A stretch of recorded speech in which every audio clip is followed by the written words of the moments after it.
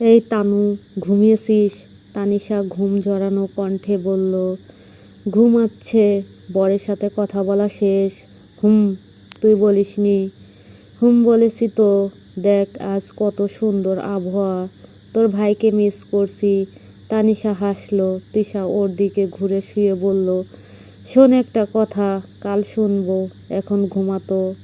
শোন, চাঁদকে আমরা মামা বলি, আবার চাঁদের সাথে আমাদের প্রিয় মানুষদের তুলনা দেই। তাহলে কি আমাদের প্রিয় মানুষ মামার মতো সুন্দর? তিশার এমন অদ্ভুত কথায় তানিশা বেজায় বিরক্ত হলো। ধুর, এসব কি চিন্তা করছিস, ঘুমাতো। আরে শোন, মোবাইল, কম্পিউটার, রকেট প্লেন, এমনকি আমাদের সব প্রোডাক্টও ছেলেরা বানায়। তাহলে আমরা এত এত A+ পেয়ে কি করি? ধ্যাত বনু, কি? ধর, যে লোকের 2টা হাত নাই, ওর গায়ে চুলকানির পাউডার লাগিয়ে দিলে ও চুলকাবে কিভাবে? হোয়াট? ভাই, এগুলো বাদ দিয়ে ঘুমাতো। মানবদেহে যদি 70% পানি হয়, তাহলে আমাদের কেটে গেলে পানি না বের হয়ে রক্ত বের হয় কেন? তানিশা সংক্রান্ত শব্দ করে বলল, তোর ডাক্তার বরকে জিজ্ঞেস কর। শোন না, তালি দেওয়া মানে মূলত অন্যের সাকসেসে খুশি হয়ে নিজেকেই পেটানো। তানিশা ফিক করে হেসে দিয়ে ওর মুখ চেপে ধরে বলল, থাম এবার। তিশা আবারও ওর হাত সরিয়ে দিয়ে বলল, দেখ, আমরা সব সময় অটোমেটিক নিঃশ্বাস নেই, কিন্তু যখন আমরা নিঃশ্বাস নেওয়ার কথা ভাবি, তখন আমাদের ম্যানুয়ালি নিঃশ্বাস নেওয়া লাগে। আসলেই তো সেটাই। আবার আমাদের ভুল করে জিহ্বায় কামড় পড়লে ব্যথা লাগে, কিন্তু ইচ্ছা করে কামড় দিলে লাগে না। তানিশা আবার ট্রাই করে দেখলো, তাই তো ভাই, আমরা কিন্তু কখনোই কোনো কিছু ক্লিন করি না। আমরা জাস্ট ময়লাটা এক জায়গা থেকে অন্য জায়গায় সরাই, আর সেটাকেই ক্লিন বলে চালাই দেই। এসব কেন আসে তোর মাথায়? পানির বোতলে যে এক্সপায়ার ডেট থাকে, ওটা মূলত পানির নয়, বোতলের থাকে। মঙ্গলবার দুপুরের টাইমে তাসকিন বাড়ি ফিরল। রায় তখন গোসলে ছিল। বের হয়ে ছাদে গিয়ে কাপড় রোদ দিয়ে নিজের রুমে আসতেই শুনল, রায়, রায়, রায়। রায় আশ্চর্য হয়ে এদিক ওদিক তাকালো। এভাবে কে ডাকছে তাকে? আর এটা তো মানুষের গলা নয়, পাখির গলার মতো। কিন্তু এ বাড়িতে তো কেউ পাখি পালন করে না। তাহলে কি ভূত? ছোটবেলায় দাদির কাছে শুনেছিল, এমন ভর দুপুর কিংবা মধ্যরাতে তিনারা এমন নাম ধরে ডাকে, তাহলে ভূতি। তাহির, তাহির, তাহির। রায় এবার চোখ বড় বড় করে তাকালো। তাসকিনকেও ডাকছে, কিন্তু সে তো বাড়ি নেই। তাহলে শব্দের উৎসটা বেলকনি থেকে আসছে। রায় দৌড় পড়ে বুকে ফু দিয়ে পা টিপে টিপে বেলকনির দিকে এগিয়ে গেল। স্বচ্ছ কাচের দরজা একটু ফাঁক করতে দেখা মিলল তাসকিনের। এখনো দুটো কণ্ঠ থেকে বারবার আওড়াচ্ছে দুটো নাম, রায়, তাহির, রায়, তাহির। তাসকিনকে দেখে রায় একটু সাহস করে বেলকনিতে প্রবেশ করলো। তাসকিন কিছু খুচুর খুচুর করছে। রায় তাসকিনের পেছন থেকে উকি দিয়ে দেখলো, পুরো খাঁচা সাদা, আর উপর নিচে গোলাপি রং করা একটা খাঁচায় দুটো লাভবার্ডস পাখি। তারাই বারবার ওদের নাম ধরে ডাকছে। তাসকিন না তাকিয়েই ওর উপস্থিতি টের পেল।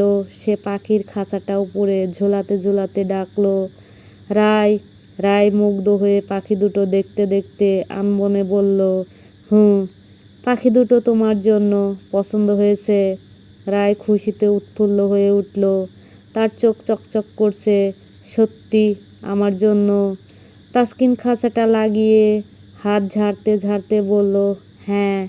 রায় ভ্রু কুঁচকে বলল, কিন্তু ওরা আমার নাম জানলো কিভাবে? তাসকিন ওর দিকে তাকালো। পার্পেল কালার শাড়ি পরেছে, চুলে তোয়ালে মোড়ানো। তোমার নাম নয়, এই মেয়ে পাখিটার নাম রায়। রায় চরম অবাক হয়ে বলল, কিন্তু রায় তো আমার নাম। রায় তাহিরের বউয়ের নাম। রায় যে আগাগোড়া কিছুই বোঝেনি তা তাসকিন বুঝলো। তারপর হেসে বলল, এই মেয়ে পাখিটার নাম রেখেছি রায়, আর ছেলে পাখিটার নাম রেখেছি তাহির। সুন্দর না? Perfect couple. রায় ব্রুকুসকে তাকিয়েই রইল।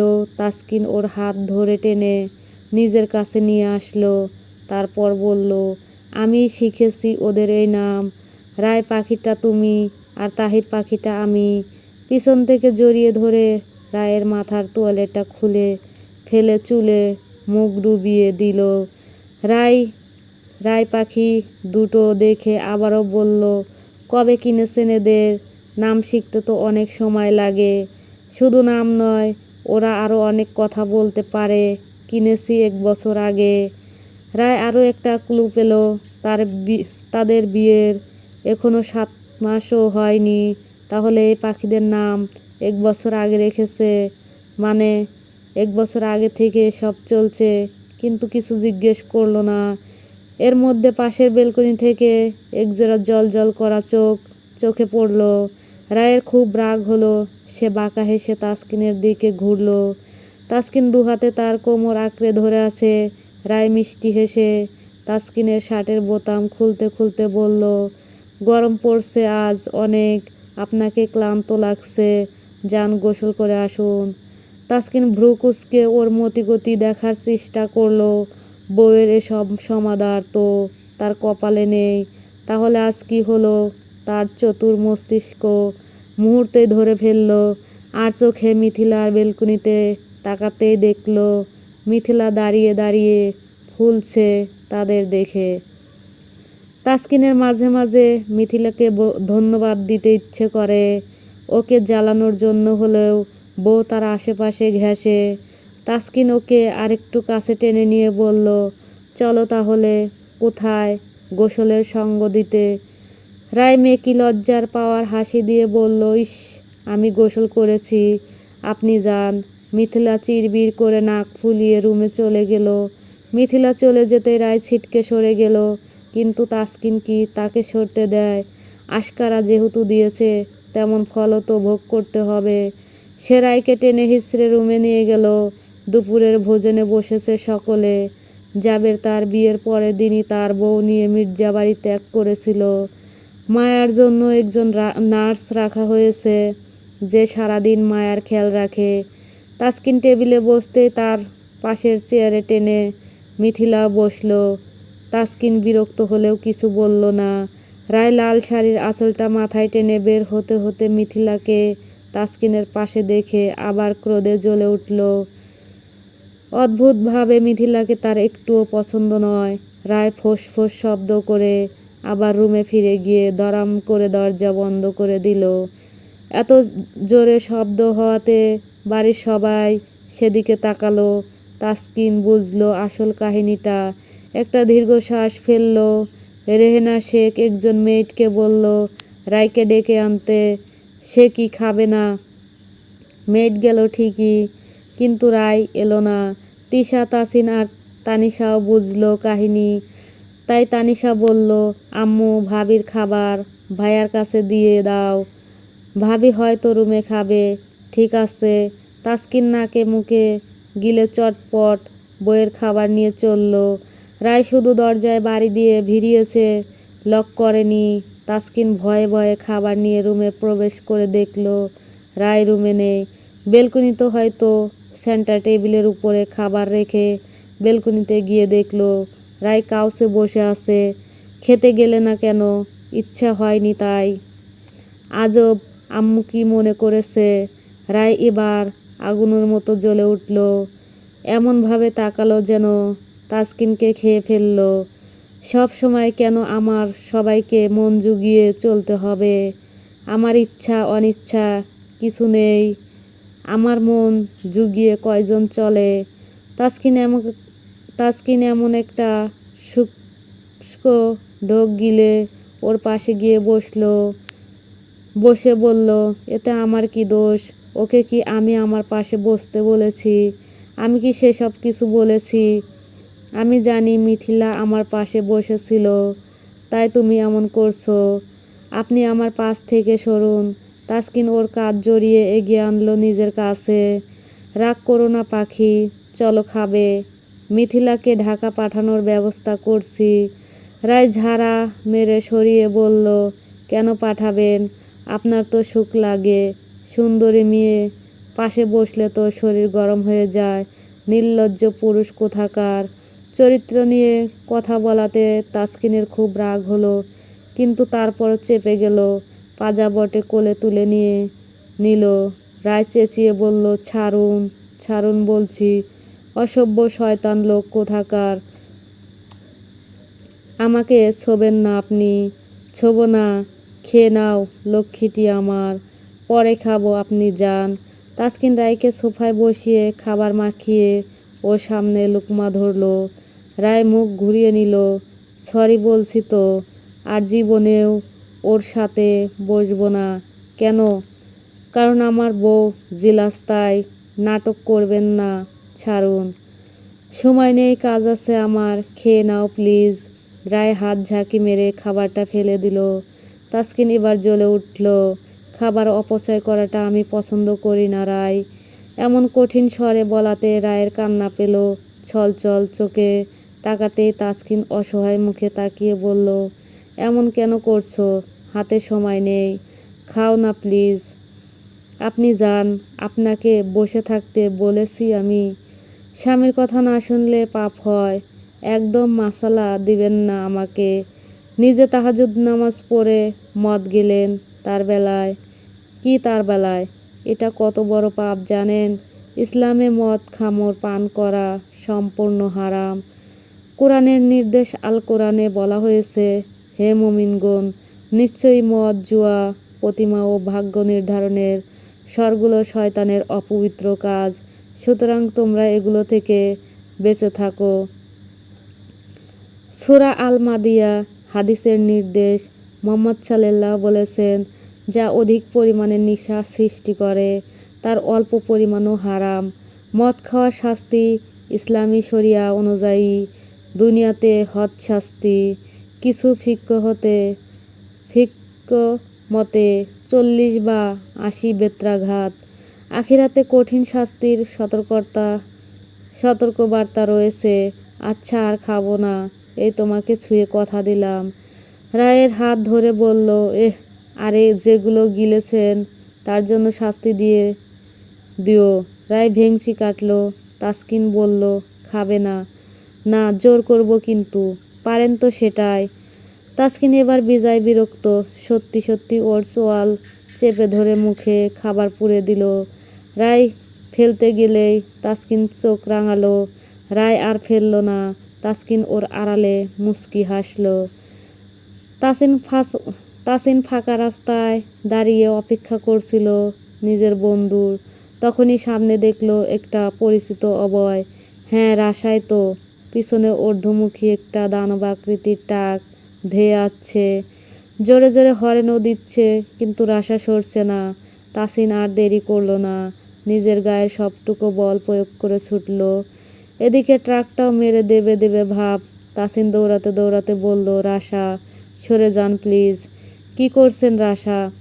রাশা হাঁটছে আর বিড়বিড় করছে, সরব না আমি, পারলে উড়িয়ে দে আমাকে। রাশা সরছেই না। তাসিন ঝট করে ওর হাত ধরে সরিয়ে নিল। সাথে সাথে ট্রাকটা চলে গেল। তাসিন ঝাড়া মেরে রাশাকে সরিয়ে দিয়ে বলল, এসব কি রাশা? ট্রাকটা কত হর্ন দিল, আপনি তাও সরছিলেন না কেন? রাশাও জ্বলে উঠল, কেন সরব? ওদের বাপের রাস্তা, সরব না আমি। ক্ষমতা থাকলে পারলে আমাকে উড়িয়ে দিত। তাসিন হতভম্ব হয়ে গেল। ক্রুর চোখে তাকিয়ে বলল, আর ইউ ম্যাড রাশা? ঘাড় তেরামিরও একটা লিমিট দরকার। সত্যি সত্যি অ্যাক্সিডেন্ট হলে হতো, আপনি থাকতেন তাহলে যেতাম মরে। রাশা, আপনি কি কখনো সিরিয়াস হন না? আমি তো সিরিয়াসই থাকি। আপনি কোথায় যাচ্ছেন? একটু কাজে। ঠিক আছে, চলুন আপনাকে লিফট দেই। No thanks. ওকে, সাবধানে যাবেন। রাশা চলে যেতেই তাসিন একটা দীর্ঘশ্বাস ছেড়ে বলল, এ কোন গ্রহের পানি মাবুদ, যার ঘরে যাবে তার জীবন তেজপাতা। বৃহস্পতিবার রাত, ড্রাইভিং সিটে ড্রাইভার গাড়ি ড্রাইভ করছে, জাবের ফ্রন্ট সিটে বসা, তাসকিন সিটে মাথা ফেলে চোখ বন্ধ করে আছে। জাবের একটু গলা খাকারি দিয়ে বলল, ভাই, আপসেট কেন? ল্যান্সি আবারও বাংলাদেশে ব্যাক করেছে ভাই। কেন বলতো? কি জানি, আমাদের উপর সেদিন অ্যাটাকটা কে করেছে বলতো? ল্যান্সি হয়তো। আমার মনে হয় না ও বাংলাদেশে এসে এত ক্ষমতা দেখাবে বলে আমার মনে হয় না। তাহলে কে বস? পিছন থেকে কেউ ছুরি মারার চেষ্টা করছে রে জাবের। একবার বাগে পায় জ্যান্ত পুঁতে ফেলবো। তোকে বলেছি না আরও আগে ফিরতে। জুই একা আছে, আপনাকে ফেলে কিভাবে আসবো? তাহলে জুইকে আমাদের বাড়িতে রাখ না। কি সমস্যা? ভাই, আপনার পাখি দুটোকে নাকি বাড়ি নিয়ে গেছেন? আলহামদুলিল্লাহ, আমি মুক্ত এবার। বজ্জাত পাখি। তাসকিন হো হো করে হেসে ফেলল। তোর ভাবি পছন্দ করেছে অনেক, তাই? দেখতে দেখতে মির্জাবাড়ির গেটে পৌঁছে গেল ওরা। তাসকিনকে নামিয়ে দিয়ে ড্রাইভার ছুটল জাবেরকে পৌঁছে দিতে। তাসকিন বাড়ির ভিতর প্রবেশ করে যখনই ধপধপ আওয়াজ করে সিঁড়ি দিয়ে উপরে উঠতে যাবে, আচমকা তার পা থেমে গেল। কারো অস্পষ্ট গোঙানিতে তাসকিন মন দিয়ে শব্দের উৎস খুঁজতে লাগলো।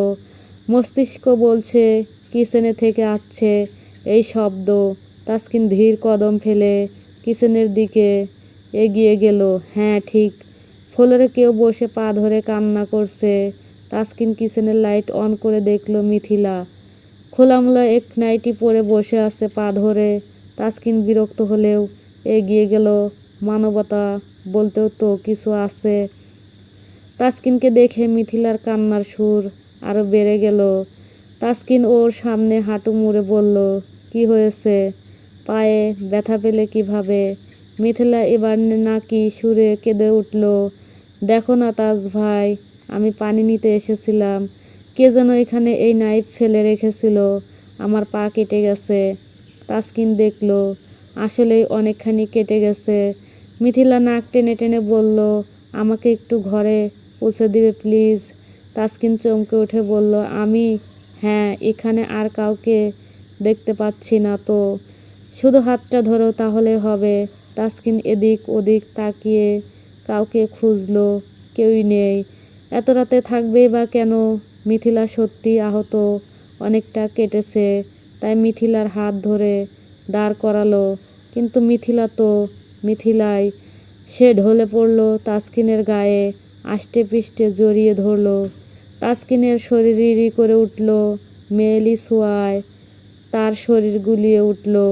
সে ঝাড়া মেরে সরিয়ে দিল মিথিলাকে, যার জন্য মিথিলা ছিটকে পড়ল শক্ত মেঝেতে। তাসকিন পিছিয়ে গিয়ে শরীর ঝাড়তে লাগলো, যেন তার গায়ে ময়লা লেগেছে। এতেই ক্ষান্ত হলো না, তার শাওয়ার নেওয়া প্রয়োজন মনে করে ছুটল নিজের রুমের দিকে। মিথিলা ছলছল চোখে তাকিয়ে রইল মেঝেতে বসে। সিঁড়িতে তাসকিনের দেখা হলো তিশার সাথে। তাসকিন তিশাকে বলল, কিচেনে মিথিলা আহত হয়েছে, ওকে ওর রুমে পৌঁছে দিও। জি ভাইয়া। তিশা এতক্ষণ সব দেখছিল। মিথিলার জন্য তার খারাপই লাগে, আগে থেকে জানে মিথিলা বড় ভাইয়াকে ভালোবাসে। আফসোস। মিথিলা তাসকিনের যাওয়ার দিকে তাকিয়ে অস্পষ্ট আওড়ালো। কিছু প্রশ্নের কোনো উত্তর থাকে না, শুধু বুকের ভিতরে এক নীরব হাহাকার। হয়তো মিলন লেখা ছিল না বলেই চাওয়াটা এত তীব্র, হয়তো না পাওয়ার মায়াটা এত গভীর। তিশার সাহায্যে মিথিলা রুমে গেল। তিশা ওর পায়ে ব্যান্ডেজ করে দিয়ে বেরিয়ে আসলো। একটা দীর্ঘশ্বাস ফেলে বলল, আহা জীবন, চুপ থাকলে ভিতরের কষ্ট বাড়ে, আর প্রকাশ করলে ঝামেলা বাড়ে। তাসকিন চটপট রুমে আসলো। এসে দেখে রায় বিছানা ঠিক করছে। সে চট করে রায়কে টেনে নিয়ে জড়িয়ে ধরে বলল, ও বউ, ছি ছি, দেখো ওই ছেড়ি কি করছে, কালই ওই ছেড়িরে বের করবে। ঈশ্বর অপবিত্র করে দিল আমাকে। তুমি কি একটু পবিত্র করে তুমি একটু পবিত্র করে দাও তো। রায় বিমূঢ় হয়ে দাঁড়িয়ে রইল, আগামাথা কিছু বুঝল না সে। তাসকিন শক্ত করে ওকে জড়িয়ে ধরে আছে। কোন ছেড়ি, ইয়া আল্লাহ, আমি এসব কি বলছি? দেখেছেন আপনার সাথে থাকতে থাকতে আমার কত অধঃপতন হয়েছে। যাই হোক, কোন মেয়ে আবার? মিথিলা। রায় ঝট করে ছাড়িয়ে বলল, কি কি করেছো? জড়িয়ে ধরেছে আমাকে। রায়ের চোখ যেন কোটর ছেড়ে বেরিয়ে যাচ্ছে। এত বড় সাহস ওর! আজই আমি একটা হেস্তনেস্ত করব আজ। সে পায়ের জুতা খুলে হাতে নিয়ে অগ্রসর হলো। তাসকিন ওকে ধরে চটপট বলল, আরে দরকার নেই, ও এমনিতেই শিখ, আর আমিও ওকে ছুঁড়ে ফেলে দিয়ে এসেছি শোধবোধ। রায় এবার খুশি হয়ে গেল, খুশিতে ডগমগ হয়ে বলল, তাই? তাসকিন হু হু করে অল্প হেসে বলল, হুম। রায় আবার মুখ ভার করে বলল, যান গোসল করে আসুন। রাত 2টা বাজে। তাসকিন আর হিডেন রুম থেকে রুমে এসে নিজের জায়গা জুড়ে শুয়ে পড়ল। পাশে খেয়াল করলো রায় এখনো ঘুমায়নি, তাই তাকে জিজ্ঞেস করতে ডাকলো, রায়, ঘুমাওনি যে? ঘুমাচ্ছে না কেন? জানি না। কাল সকালে বাপের বাড়ি যাচ্ছ, সেই খুশিতে? রায় তাচ্ছিল্য হেসে বলল, বাপের বাড়ি? আমার বাপের বাড়ি আছে? নেই না তো। আছে তো, কাল তো যাচ্ছই। আমি যাচ্ছি না। কেন? এমনি। পাগল হয়েছ? সারাদিন কান্নাকাটি করো, তাহলে যাবে না কেন কাল? আমি কোন মুখে দাঁড়াবো বলুন তো? আমি আব্বুকে কি জবাব দেব? আমি দাদুমণির সামনে যেতে পারবো না। বলতে বলতে রায় ফুঁপিয়ে উঠল। তাসকিন উঠে বসে ওকে হাত ধরে টেনে উঠিয়ে বসিয়ে বলল, তুমি তো সেই দোষটা করনি যা ওনারা জানে। তুমি তো নিজের কাছে সৎ আছো, তাহলে নিজেকে দোষ দিচ্ছ কেন? তাহলে আমি কি করব? কি করতে বলছেন আমাকে? মাঝে মাঝে নিজেকে শেষ করে দিতে ইচ্ছে করে। কেন করলেন আমার সাথে এমন? আপনার জন্য কি মেয়ের অভাব ছিল? আমার জীবনটা নিয়েই কেন খেললেন? এমন নিষ্ঠুর কেন আমার বেলায় হলেন? এটা না করলে কি খুব খারাপ হতো? সবই তো ঠিক করেছেন এখন। তাহলে আমাকে কিসের শাস্তি দিচ্ছেন এভাবে? সব ঠিক তো করছি, আমাকে একটু সময় দাও। কি ঠিক করবেন? মানলাম, আমার ফ্যামিলিও আমাকে মেনে নিল, তারপর আপনি সারা জীবন আমাকে এভাবে আটকে রাখবেন, আপনার সংসার করতে বাধ্য করবেন? তাসকিন নিজের 2 হাতে আঁকড়ে ধরল ওর ক্রন্দনরত মুখটা, তারপর বলল, আমি এতই খারাপ? আমার সংসার করা যায় না? ফিরাউনের মতো জালিমের সংসার করেছে বিবি আসিয়া। আমি কি ফিরাউনের থেকেও বড় জালিম? এভাবে সংসার হয়? আপনার আমার এটা আদৌ কোনো সংসার? এমন একটা যান্ত্রিক সংসারে আপনি খুশি?